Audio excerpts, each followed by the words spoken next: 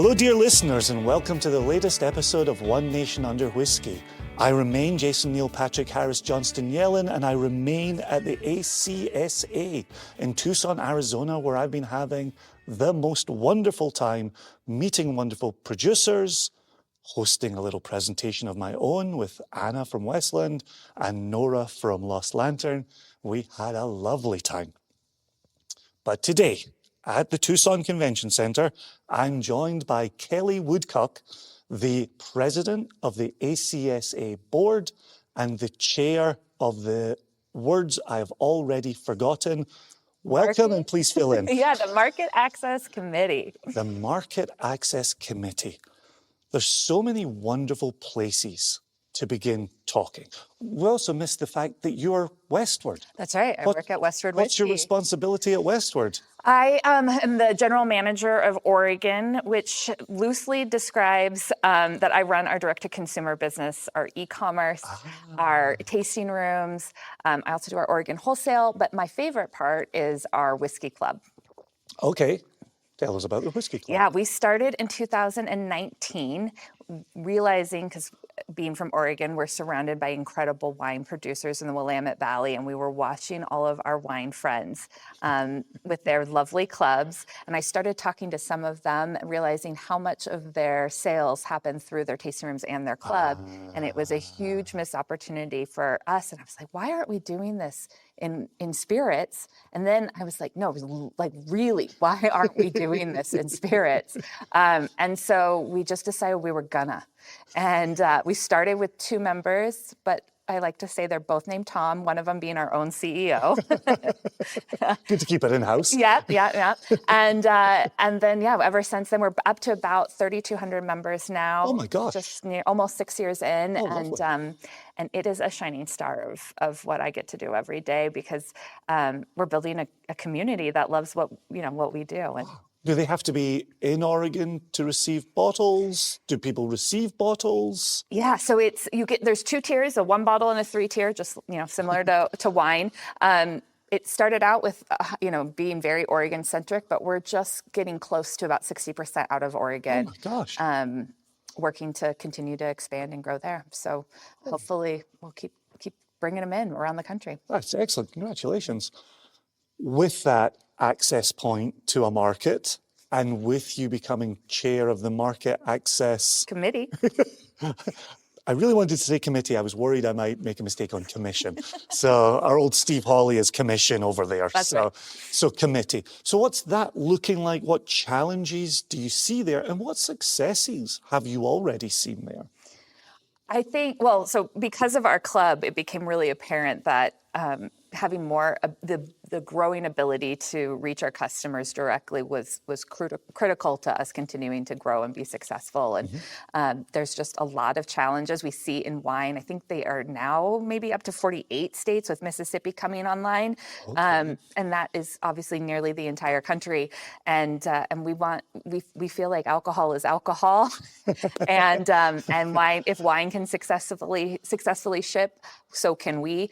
And so we've been working through ACSA to work with, it's a state-by-state game, and that means it's a long game. It takes a long time to get any bill passed anywhere. Sure. When you need to do it 50 times, it's a big challenge. But we've got a lot of inspiration in the fact that it's possible, with wine as our kind of, a shining star there.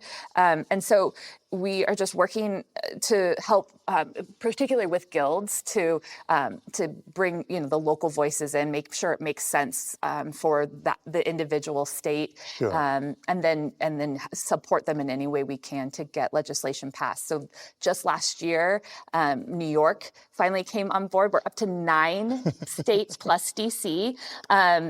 So New York was a huge win last year, and we're continuing to work with new states, trying to push legislation through every year until we get to 50. Broadly speaking, do you have a sense of why brown spirits have been considered separately from wine?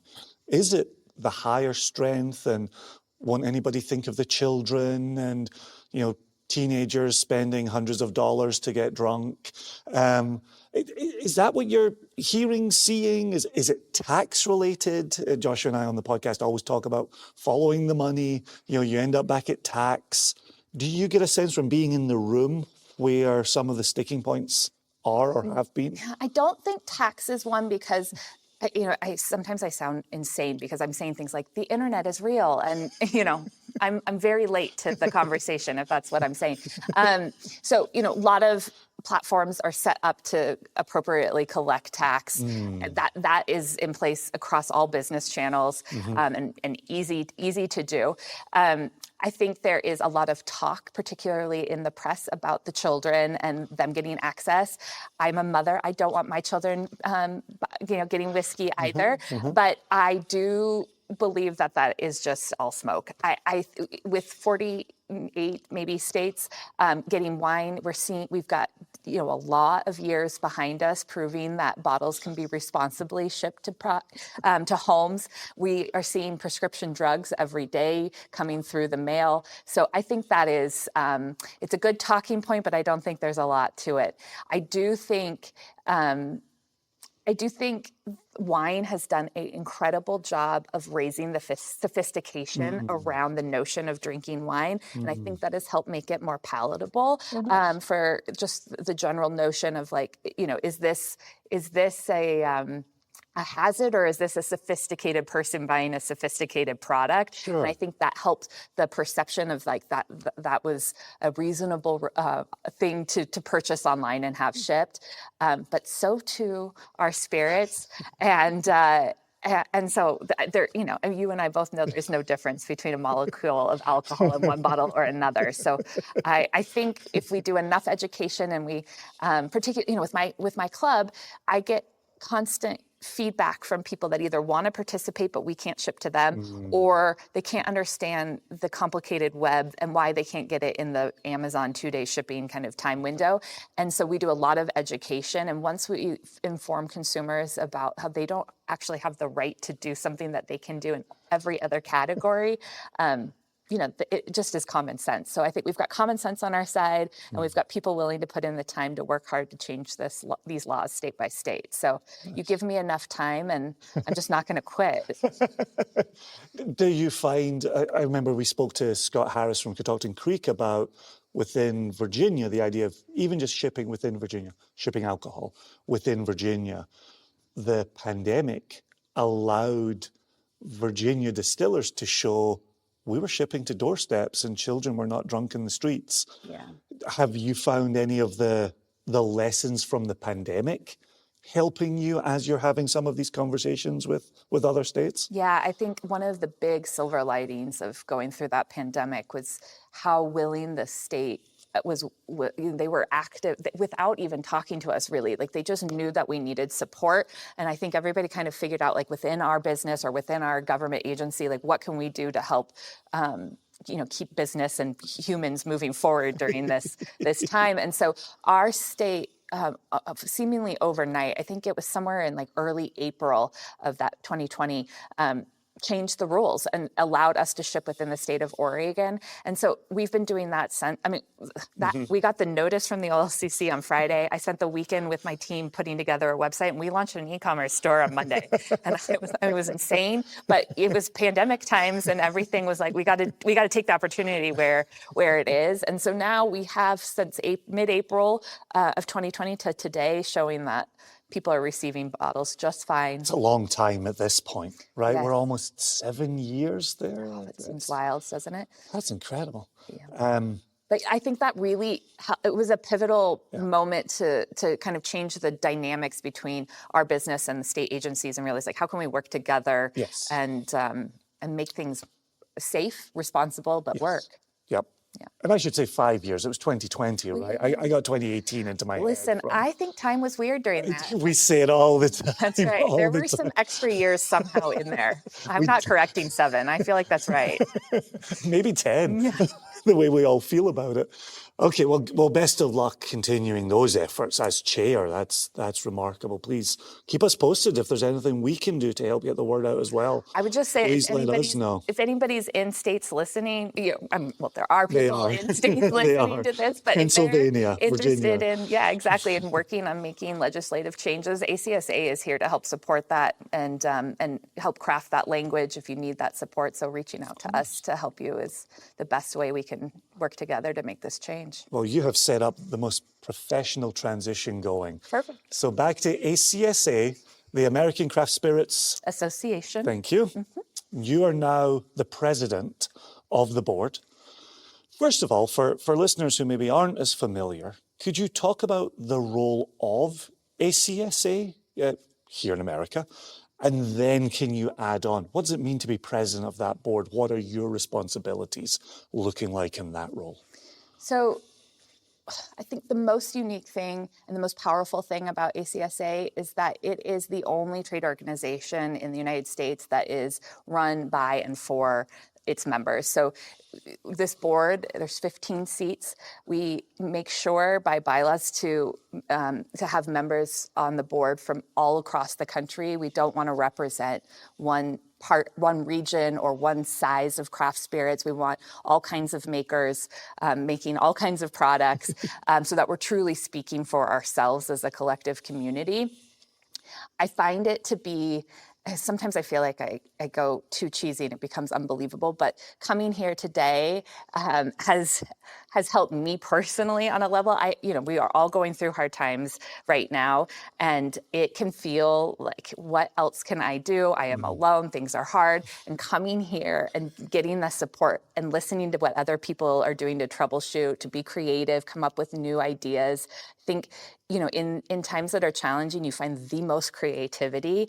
It forces it to come about. And those ideas that come out of that are huge. So the board in general, or very specifically, but this whole organization is really about helping each other grow this industry. And I love playing in spaces where it's, that notion that if we work together, we'll all do better. Yes. We don't need to be keeping our secrets to, prevent other people from being successful. That's not what this industry was built on. It's not who signs up to start a distillery. If you are willing to take the gigantic step of starting a distillery, you know how much you need collaboration and help.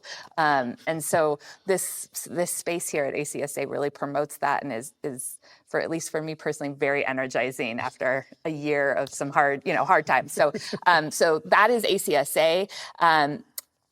Kind of more generally, but we do a lot of federal and state, but more specifically federal legislative work. So one of our big wins was getting that FET reduction to help everybody's bottom line. We're working on, like we were just talking about, those market access points, changing like the United States Postal Service who can't ship alcohol. So we'll do a ton of legislative work. And then, keeping an eye on are we going to, the Surgeon General at the end of the year asking to put cancer warnings. So we're on top of the new, are they promoting new labeling guidelines? Like, we're the source for the community of what those changes are, and how do we come together to figure out what makes sense and make change on what works for us. So given when you say the word federal at this time in history, are you up against some unique challenges currently that were unexpected? I'm reviewing a lot of documents on trade and tariffs. There's a lot going on these days, and it is very hard to stay current on what all the changes are, but it's this group here that's keeping an eye. We've kind of divided it up between different committee members and who's in charge of paying attention to which piece of the puzzle, the constant changing puzzle. We've been writing a lot of letters. Is there any potential? Do you have a corner of ACSA that is grants for producers? Is there a granting component to ACSA with any federal money? Not at this time, but boy, do we want to get into that. So I would say stay tuned. Yeah. I wonder if something was discussed in a board meeting. Okay, so then we're talking about a lot of changes, and I might come back to tariffs with you. It's not a thing I enjoy talking about. I am aware that it's something the consumer is paying attention to. Let me ask you a question, actually, just as two people sitting in a room having a conversation. Joshua and I were talking last week. It was recorded, don't worry. and we started to say, or I started to say, the first round of tariffs, I felt like Scotch producers were focused on protecting consumers and saying, okay, how do we make sure that the bottle price doesn't go north here? And I think some producers did a very good job of protecting the consumer. And I feel, it's not a word I like to use, but I feel that this go around for Scottish producers, I'm not getting the same sense that they're looking to protect the consumer. Instead, maybe want to demonstrate to the consumer, you vote for certain politicians who are pro-tariff, tariffs get enacted, it does affect your pocket. It does affect the price of bottles on a shelf. Given the way we talk about tariffs, do you have any sense of wanting to protect, wanting to bolster business, looking overseas at how to dodge or communicate clearly a message? What I'm trying to ask you is, do you think tariffs this go around have the potential to be a victimless crime, or is it going to be shown where the body is buried? I think when you look at tariffs isolated, maybe you can make those calls. But the way I see it, we had the pandemic, we had supply shortages, we had the restaurant industry collapse, or not, that's too dramatic, but, struggle. Yeah, huge difficulties.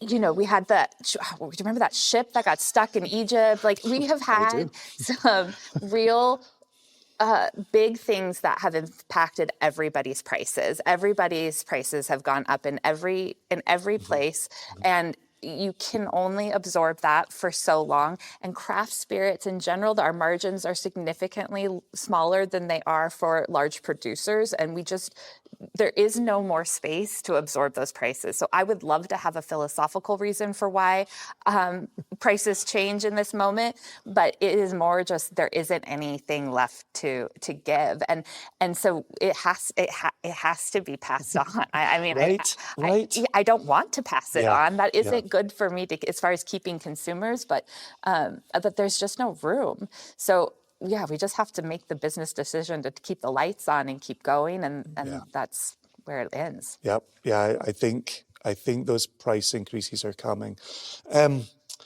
Okay, keep it light, Jason, keep it light. So let's talk about a light moment. So the ratification of American Single Malt whiskey as a category. What did that change? How did that affect conversations around the ACSA? How did that change conversations around Westward?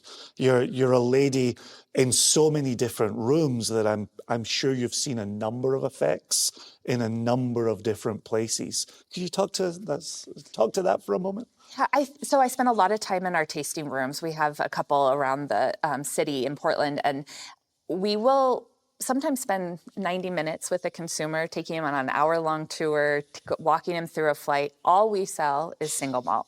We have no other brown spirit. And at the end, I will, we've said American Single Malt or just single malt the entire time. And at the end, someone will say, we'll take a bottle of your bourbon. And I am thrilled to sell them my bourbon that is really single malt. But I think this gives us an opportunity to increase consumer education and have more of a conversation about the differences that really stick in the consumer's mind. That to me is really exciting. And I think the other piece that I'm really excited about on a kind of more national level is, by definition, when you create something that is a definition, you are restricting what it means. And similar to what we were talking about with what's happening with the economy and how that is forcing creativity, that those constraints are also creating some creativity. And I am really excited to see where people take this and where they, within the limits of the definition, where they innovate, where they tinker, where they find points of differentiation between distilleries, between regions, how they partner with people to kind of expand what the consumer knows to be single malt. And I think there's a lot of fun to have in that space, and I am just ready for a lot of fun. So yeah, I think just the more a consumer is educated, right? It goes back to that wine and the sophistication around wine. The more you bring in education, the deeper your relationship with your consumer gets to be. We talked a little bit about our club, and I want our club members, or I should say, I'm doing my job when our club members feel like they're coming to my personal home and I'm treating them like a friend coming to dinner. And that creates that larger connection with our brand, but also with the category. And then they start sharing with their friends. So the more they feel like they're learning, I think the better it is for our industry. And this gives us kind of some more teeth to put into that and stop talking about bourbon, which is great. Bourbon is fantastic. It's just not what I make. Yeah, I remember talking to a producer in North Carolina, and they had gone through the tour, and the number one response that always came from parties going through the distillery was why their whiskey was running clear from the stills, and whiskey's brown, and why is yours clear? And it's when we talk about education in so many different places, and we always think we're making headway, and then you hear stories like that of, gosh, do people know that this starts clear before it meets wood? Like, sometimes you don't even know where to begin to educate somebody. Totally. My favorite moment when on the tours I give is we take them into our brewery and I tell them, like, here's our wash, and tell the whole story. And then the moment they realize that beer becomes whiskey, it is like the magical moment of the dawning of the information and the delight that they have. Like it's almost like I've given them a little surprise, delight moment where I'm just giving them the facts of how things are made. But yeah, exactly. Like, where do you start? Do you start with like, okay, so we're growing barley? Right. Yeah, when Joshua and I first started One Nation Under Whiskey, we would end each episode with a myth. And we got to a point where we probably did that for maybe 3 years. Oh, wow. And that was an episode every 2 weeks. There were that many myths to get through. And yet there are so many more myths to get back to.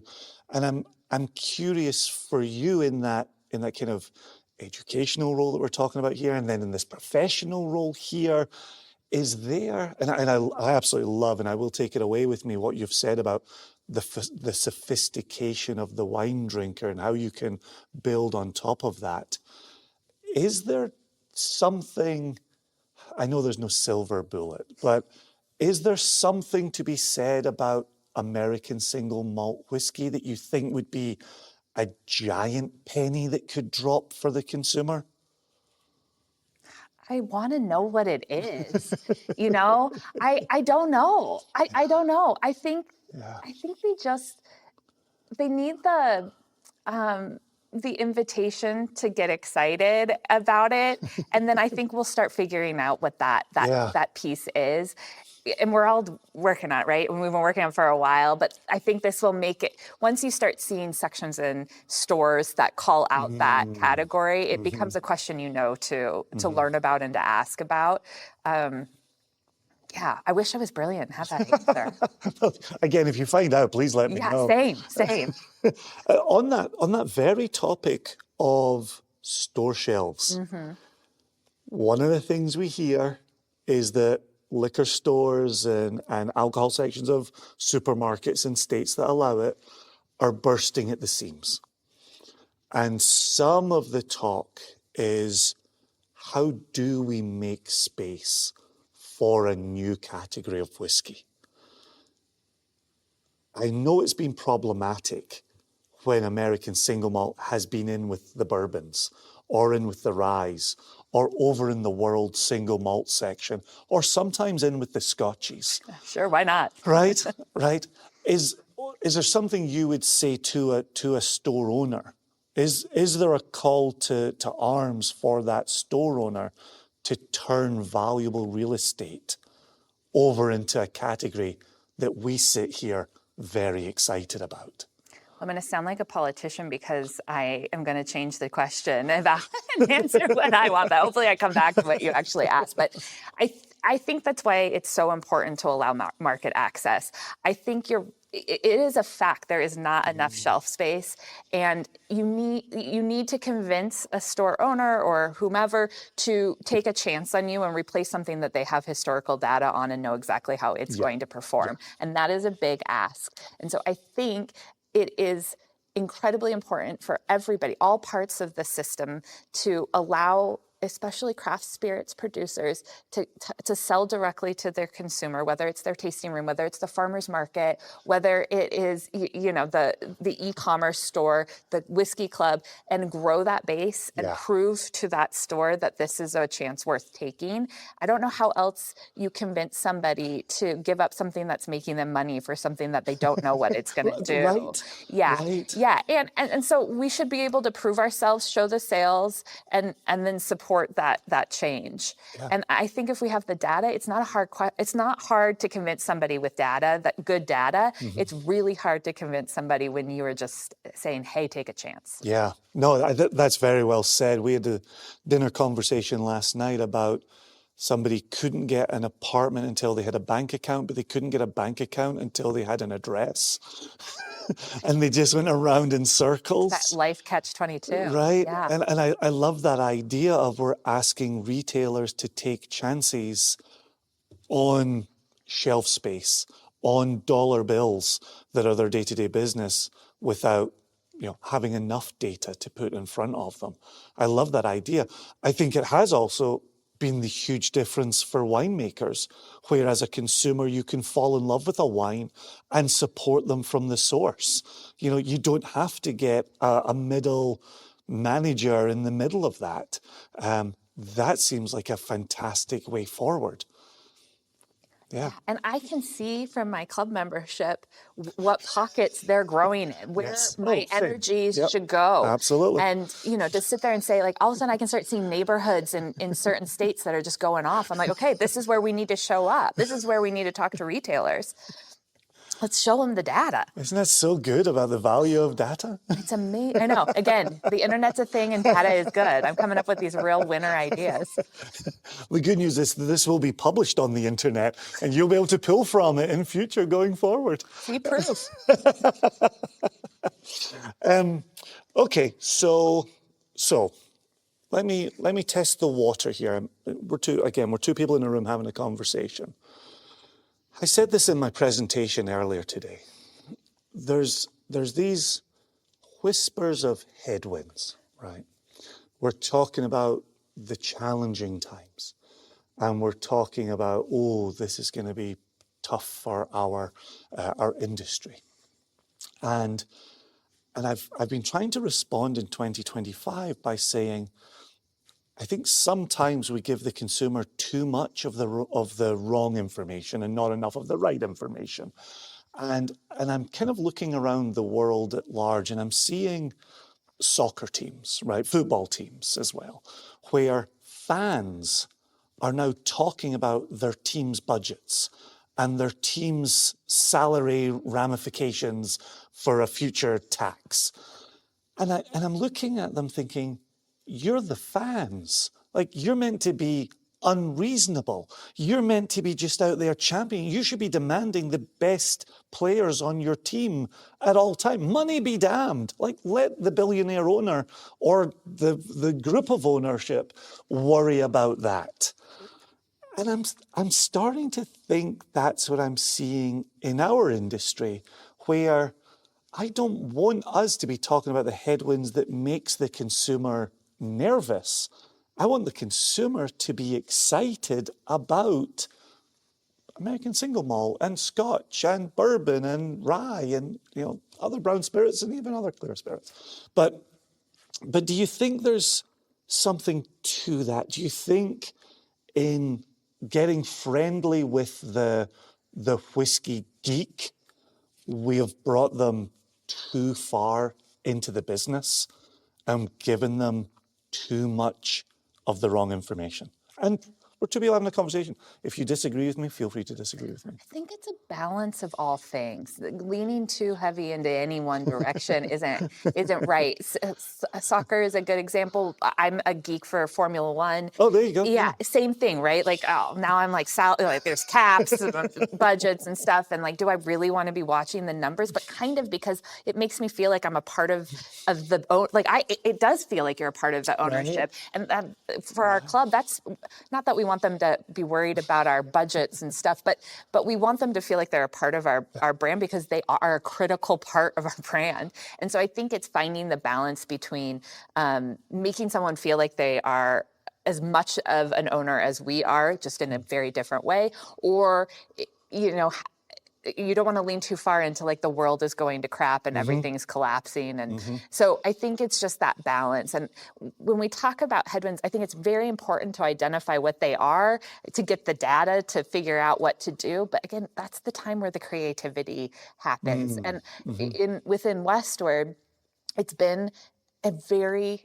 interesting learning experience going through the last, I would say, 2 years of figuring out, like, okay, we've been doing this because we've always been doing this, but let's reevaluate. Yeah, is that working? yeah. And we have to reevaluate Yeah. because things need to change. And so we've really let go of, you know, just what I'm now calling extra work that we're proving it doesn't need to happen, and pivoting to things that are working or new things and trying those things. So I think it's that balance of both. We don't want to ignore the headwinds and not talk about them. I don't want to be publishing budgets online so my consumers can, you know, be that involved, but we just need to find where that balance is. And I think it's always scary when change happens and the trends that you're used to, same with tariffs, right? Like, at least what we need is to know and expect and have consistency. Same thing with any part of the business. And when that consistency goes away because the market has changed, it feels uncomfortable. We've got to talk about it, but then we can't wallow in that. We have to adapt and figure out how we're going to move forward. Well, and very much on that, I am curious in this president role with ACSA, we've been watching the rise of craft distillers for, you know, certainly one full decade, arguably a decade and a half, 2 decades, and then a softer beginning that's 3 decades back. We knew it was expanding well, and I think we're now 3,000 distilleries, 3,500, somewhere in between those two. It's a lot of distilleries. And again, this is the part where, and I don't know how balanced I am, but I'm watching it with one eye thinking, this is exciting. People are living their dreams. People are taking those big risks that you alluded to earlier. People are taking chances. But at some point, there's going to be a saturation. And if it's not a saturation, if that's the wrong word, it's going to be a very full marketplace. And we knew that some distilleries would go out of business. And I don't like saying that, because I know that's families, and I know that's communities, and I know that's real impact. And so I'm very curious for you with ACSA, and there's this excitement to support. What do you, and I'm not sure you have the answer, I'm asking you another open-ended question. Where do you think the sustainable point is for distilleries in America, or distillers to market in America? You're probably going to say something much more intelligent than this question. And so interpret what I'm asking you however you wish, and say some intelligent words. Okay. I'm up for the challenge. That's why you're the president, right. And I'm not. I don't know. We can vote you in. Just get a DSP. Okay, so I think, what do I think? I think that the path for craft spirits over the last several years has been grow to a certain size, figure out how to sell to a big guy. And that model doesn't work great right now. And so we have to find ways for distilleries to be successful outside of that path. It goes back to that market access challenge, I think, every time, because sure, we cannot have 3,000 really, like I would say, medium-sized distillery, or I don't know. It doesn't seem like we could have that. I could be wrong, but we can have 3,000 distilleries or more where they are servicing their local markets if that can become a viable business model. And with the way that our laws are structured, that is incredibly challenging to do in most states. There are some states that are figuring it out, I think, better than others. But there's no reason that the cute beach town that's 2 hours from my house can't have a distillery that services the tourism and local market there if the money, the margins are there to support that business. And so I think it's really structuring the laws to allow for businesses to be successful in their communities. And not all of those will grow and become something bigger. And that's right. That not just because you start a business doesn't mean that you're going to be the most successful. So I think we need to allow for people to have, I'm thinking about my Distillers Guild in Oregon, and I can think of so many of the members who the owner has a full-time job doing something else, right? And then maybe they have one employee, and I want that to be successful enough so that that person can quit their other job and do this with their one other employee or just themselves and have a great life. And then if we can create that, I think that gives people the ability to figure out through competition who's going to rise into that next level. And I think that is where maybe 3,000 people can't be, but I want the foundation to be strong so that the people that have the most innovation, that meet the consumer demands the most, can keep rising and growing. Yeah. I wonder if there's a question there when you start, and obviously we started Single Cask Nation, there's that question of, can we do this? There's a separate question of, should we do this? Because we all believe in ourselves, right? Or you wouldn't have started in the first place. But I think there's a further question, which is, what's the goal? Or what's this for? And I do think I think when you start a bricks and mortar distillery, I think the first question you're asking yourself is, can we do this? Can we keep the lights on and the doors open? And I think when you're so busy running in place to make that the reality, you're only ever thinking, and I think a particularly American style of bigger and better, right? We're this size today, we'll be bigger at the end of the year, and we'll be bigger in 2 years, and bigger in 5 years, and then we'll go national, and then we'll go global, and then we'll be insert gigantic global brand here. Exactly, And I think it's very easy to get lost within that vision. And I love what you're saying, where you're describing a distillery that's much more like seeing a brewery when you go to that other town. And I am curious, are there hurdles to make it more difficult to be a small distillery than a small brewer? Is there it's easier on the consumer to go grab a beer than to go to a distillery for hard alcohol? It's laws. It's the laws that are impacting that. I was talking to a friend of mine here, and she can sell one bottle a day. And, if you go visit a new town and discover something you love, and you can walk away with one, like, why can't I bring a case to share with my friends? And so you're obviously that has big impacts on revenue, but it also is terrible for your word of mouth, having those free brand advocates that go somewhere and then tell their friends. And so I think it's just down to the state level laws and how each state operates. Every state has different hurdles. So, I mentioned farmers markets earlier. There are a lot of states where they can't show up in farmers markets. I can in Oregon, but not everybody can. So I think if we can change the laws to create more to mirror beer, to mirror wine, to just make sense, I think we can create that similar model of, right, the innovation of whoever is working on the coast, is working with the ingredients and the partners that is near there. That's going to taste different than the people that work in the valley, than the people that work in the mountain. I want to taste that regional difference, and I know where to go when I want the thing that tastes the same every time, which is value to me. That I want to be able to order some things and have the taste never change, and then I also want to experience the nuance of the person's ideas and what that region has to offer, and get weird and crazy. I want to try that stuff. So I think it's really just comes down to making the laws conducive to somebody making enough money to live a life. Yeah. I think it's another one of those things as well. We've been banging on this door for a shorter number of years than brewers banged on this door, and they banged on it fewer number of years than wine producers. But I would love for us to learn from what was demonstrated, right? To grow on what was demonstrated and not have it be a fresh struggle each time. Like, we're not reinventing the wheel here. You made the comment earlier about the alcohol molecule is the alcohol molecule. It's the presentation of it that's changing. It shouldn't be this complicated.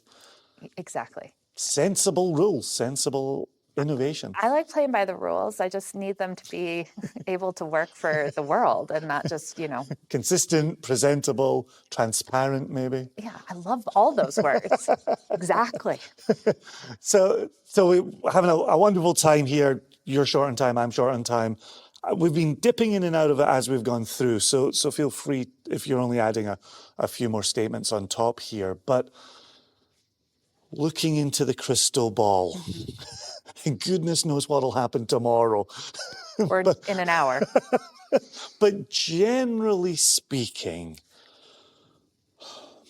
what would you like to see? If you had your druthers, what would you like to see for American craft / American single malt whiskey / Westward? What would you like to see over the next 3 to 5 years? Where would you like to see this go? And I clearly know what part of your answer is going to be, and I love that we've returned to that in this conversation. But are there other aspects to this that you'd like to see in the next 3 to 5 years? Well, first, I want to see what creativity comes out of this struggle. I want to see what new experiences, new products, new ways to do business result out of this process. That's not really, putting a wish in the hat. It's more like I'm standing back and watching that crystal ball and seeing what unfolds. But I find that really exciting, and I think, I can feel ideas almost coming into words. It's like they're forming, they're not yet fully baked. Yeah. But I can see people stating half of a thought, and then another half thought that maybe doesn't match up, or maybe it only matches a quarter of the way. And so I think we're on the verge of a lot of creativity in this space that I'm excited to see where it goes. I mean, I think back to when I first went to a winery in Oregon, and it was free to taste. They were literally giving away their flights, and then they hoped maybe you buy a bottle, but you could leave, and it wasn't that rude. Now, the notion that I would pay for a flight and not buy wine is kind of weird. And so, that's a silly example, but there's evolution in business, and in our industry, we're at a big point where I know that's going to kind of rapid fire speed up. And so I'm excited to see where that goes. And the thing that's beautiful about craft producers is that they have creativity in spades. So I think we're in for some really interesting things coming up that I don't know what they are. My crystal ball's very foggy, but I'm excited to see them.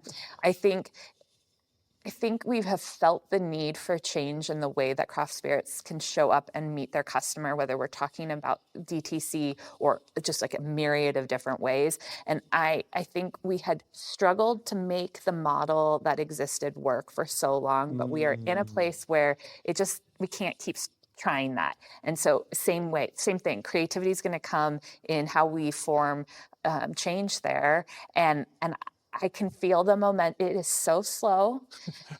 It's so slow, but I can feel it happening. Yes, but that still moves. And so, when I started on the market access committee, we had 7 states. Now we have 9 plus, well, we had 7 plus DC, and now we have 9 plus DC. So there is change happening to make that possible for people. And now people aren't scared, they're mad and ready to fight. And that is a lot, there's a lot of energy there. And when you can focus that and work together, like that's where real positive change happens. So I am excited. Now, I'm like everyone else, and I struggle with the day-to-day headwinds myself. But when I come together, when I'm talking to people, when I'm on these committee meetings and we're figuring out how to strategize and make change, there is so much energy there. So while it's a bummer to hear headwinds over and over again, it is where that change comes from. When you get enough people uncomfortable enough, people are going to start affecting change. Well, and I have to think that the increasing markets is a bit like a snowball rolling down a hill, where getting from no markets receiving it to one market is huge and painful and timely, and from 1 to 2 is a degree easier. I would hope by the time you get to 9 plus DC, you're able to, again, there's that data we've been talking about today. You're able to show data points of saying, well, they did it, nobody died, right? Exactly. You know, one of my favorite pieces of data is when the pandemic first started happening, we got to ship in Oregon. I still do. I put a card in here that says, please buy your next bottle at your local liquor store. Oh, wow. I want people, I want people to go into their liquor stores. Interesting. I'm not trying to take that part of the business away. Yeah. And I could see, because I can see the data from my state, that where we sold the most bottles in e-commerce in Oregon is where our sales went up in retail. So we are partners, and I think we are often can look at each other like maybe that isn't true. Yeah. But I have now a data point, and we don't have a ton of data points because we're limited by where we can do it, but we are building that data. And right, the more I can present to you what the reality of the situation is, the easier it is to have those conversations and to make change. So I'm really excited cool. to keep gathering that data. Oh, I love that. Oh, there's a story here to continue following. Well, wind in your sails. If we're going to keep talking about headwinds, let's talk about wind in your sails. I like the rephrase. Let's make that a reality. This is a very, very busy time for you. Thank you so much for carving out time for us. Thank you. It was wonderful to sit and talk to you and listen to wonderfully intelligent answers come, and the enthusiasm, which I think we all will be harnessing and passing around and passing on to the consumer as well. I appreciate that so much. It's been a delight chatting with you. Cheers, Kelly. Cheers.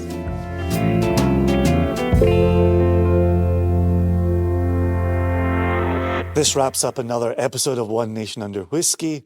Wonderful being here at the ACSA. I'm learning so much. It's wonderful sitting around a lunch or a dinner and talking to other passionate people in this wonderful industry. And like we were just saying with Kelly there, the enthusiasm, the unbridled optimism, the innovation, these are hugely, hugely important. And so thank you for tuning into One Nation Under Whiskey. Thank you for championing American Single Malt whiskey and everything else around it. If you want to drop us a note, ask us a question, present a comment, please email info@singlecastnation.com. We may have a chance to read you out in a future episode. But until next time, I only have my water glass in front of me, and so I will give you a hearty cheers on my way out of here. Cheers.